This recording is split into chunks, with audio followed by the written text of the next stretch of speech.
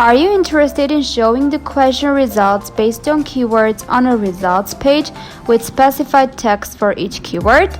If yes, then watch the video and follow the mentioned steps. Let's imagine you have 5 questions.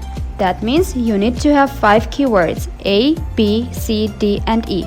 Then create one question for each keyword, A1, B2, etc. Then give your preferred points to the questions. Let me show you how to assign one keyword to each question.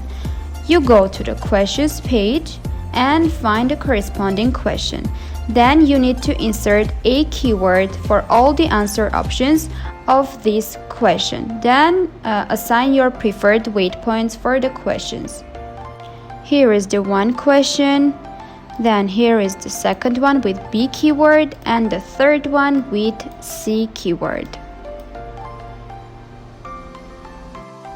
After correctly configuring the question settings, you go back to the Result Settings tab and find the Apply Points to Keywords option and tick it.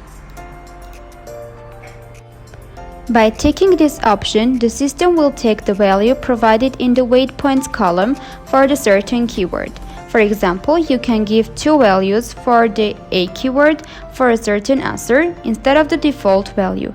In the end, the system will sum up the points of each keyword and will show the keyword-based text which got the highest points. After ticking the Apply Points to Keywords option, you scroll down a little bit and see the Assign Message to each keyword option with 2 message variables available for usage. Top keywords count and top keywords percentage count. Copy your preferred one and paste it to the result message option. So we copy the message variable and paste it to the result message option. Then we change the count and set our preferred one. In our case it is 3 and save the changes.